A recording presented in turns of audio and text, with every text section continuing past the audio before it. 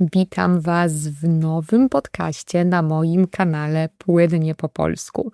Dzisiaj opowiem Wam o czymś, co wydaje mi się lubicie, patrząc po tym, jak prosicie mnie o tego typu podcasty i jak chętnie je komentujecie, jak jesteście aktywni, kiedy je publikuję. Więc będą to wiadomości, ale nie takie zwykłe wiadomości, które znajdziecie w internecie, bo tam można znaleźć tak dużo wiadomości, że jesteśmy nimi przeciążeni, że nasz mózg już nie wie, co robić z tymi wszystkimi wiadomościami. W moim podcaście znajdziecie tylko kilka najważniejszych według mnie wiadomości z Polski i z tego, co Polskę dotyczy na arenie międzynarodowej, czyli na świecie, z maja i z czerwca, czyli z 2 ostatnich miesięcy. Jeśli lubicie tego typu podcasty, to oczywiście jakoś dajcie mi o tym znać, polubcie ten podcast, napiszcie komentarz, zasubskrybujcie mój kanał, bo kiedy wiem, że coś takiego Was interesuje, to przyznam, że jest to moją ogromną motywacją, żeby kontynuować ten projekt i oczywiście, żeby nagrywać więcej podobnych tego typu podcastów. Jeśli ktoś z Was jeszcze mnie nie zna, to ja mam na imię Ania, jestem nauczycielką języka polskiego jako obcego, a to jest Płynnie po polsku kanał i podcast również dla osób, które uczą się języka polskiego jako obcego. To co, czy jesteście gotowi na wiadomości z Polski z maja i z czerwca? Zacznę od tego, co było problemem w całej Europie w ostatnich dniach, tak naprawdę, w ostatnim czasie, czyli od upałów, z którymi zmierzyła się cała Europa pod koniec czerwca.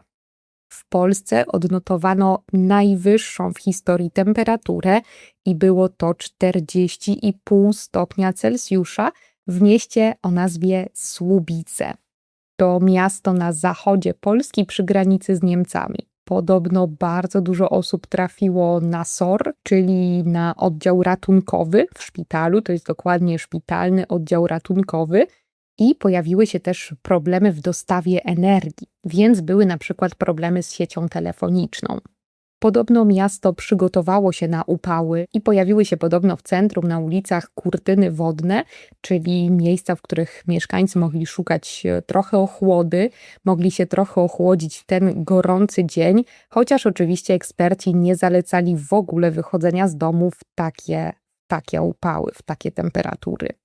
W Warszawie też było bardzo gorąco i też tego doświadczyłam w ten ostatni weekend czerwca. Tak jak pewnie już wiecie, bo pisałam o tym, mówiłam i mam wrażenie, że mówię o tym cały czas. Mam pod koniec czerwca urodziny i powiem Wam, że nie pamiętam takich ciepłych urodzin.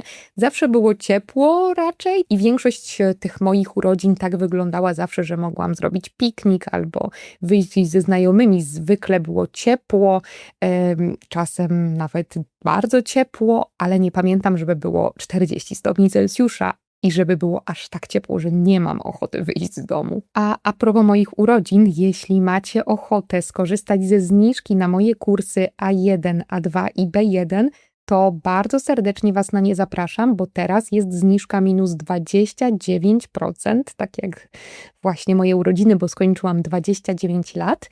Na wszystkie te kursy, to kursy, w których uczycie się właśnie w ten sposób jak teraz, to znaczy przez podcasty, filmiki, wszystko co naturalne, bo uważam, że to jest najlepsza metoda nauki języka, więc wszystkie materiały są ciekawe z tego co wiem od innych kursantów.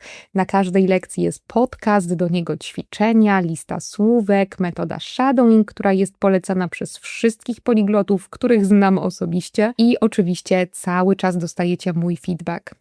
Mam już sporo kursantów na pokładzie, na tych kursach i widzę, jak duży postęp robią i widzę też, że używają na przykład słówek z tych podcastów. Dlatego myślę, że naprawdę można dojść do bardzo dobrego poziomu dzięki tym kursom. Ale wracając do upałów, niestety przyczyniły się one również do wielu problemów, w tym do problemów zdrowotnych, a nawet do zgonów, czyli do śmierci wielu osób w całej Europie, nie tylko w Polsce. Niestety ludzie umierali przez te ekstremalne upały, przez reakcję organizmu na takie wysokie temperatury. W Polsce niestety sporo ludzi też zmarło przez utonięcia i polska policja bardzo apeluje o rozwagę, o rozsądek, o ostrożność i ja też apeluję, żebyście teraz latem, kiedy macie ochotę się wykąpać, kiedy macie ochotę iść na jakieś kąpielisko, czyli pójść gdzieś popływać w niestrzeżone miejsce, trzeba być bardzo, bardzo ostrożnym. Nie lubię mówić o negatywnych rzeczach w tych podcastach z wiadomościami, bo zdaję sobie sprawę, że jesteśmy z każdej strony otaczani już przez te negatywne wiadomości, ale uważam, że to jest tragedia, której możemy zapobiec, jeśli nie będziemy po prostu przeceniać naszych umiejętności pływackich i jeśli będziemy oczywiście uważać na dzieci, na osoby starsze, na osoby, które mogą sobie nie poradzić z żywiołem, bo w polskim mówimy, że woda to żywioł. Poza tym bardzo dużo mówiło się o tym, czego nie wolno robić i co trzeba robić w trakcie tych upałów, więc jeśli znowu nawiedzi nas taka fala upałów, to pamiętajcie proszę o tym, żeby nie zostawiać w zamkniętych samochodach dzieci, osób starszych, zwierząt, bo samochody bardzo szybko się nagrzewają w takich upałach i ta temperatura w środku może dochodzić nawet do 60 stopni Celsjusza. I te samochody w środku nagrzewają się bardzo, bardzo szybko.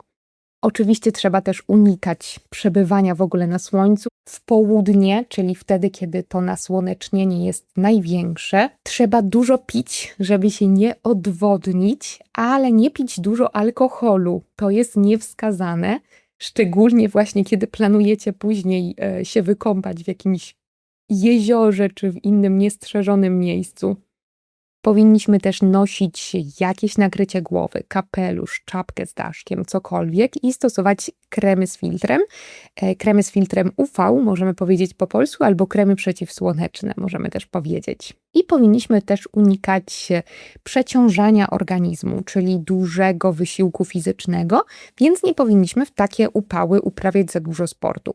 Aczkolwiek w niedzielę w Polsce były organizowane różne wyścigi, jakieś triatlony. Wiem na przykład, że był wyścig kolarski pod Warszawą, w którym 2 osoby zmarły. Oczywiście nie wiadomo, jakie są dokładne przyczyny tych zgonów, więc nie chcę też was straszyć, ale po prostu proszę was o rozwagę. Tak jak mówię, nie lubię mówić o takich negatywnych wiadomościach, nie lubię też słuchać o takich negatywnych wiadomościach sama. Kiedy słucham wiadomości, to raczej wolę unikać tego, bo wiem, zdaję sobie sprawę, że media często nami manipulują i bardzo często te wiadomości są przejaskrawione, takie już zbyt negatywne i specjalnie często te tytuły mają nas straszyć, żebyśmy tylko w nie kliknęli, ale nie chodzi tutaj o straszenie, tylko o rozwagę w trakcie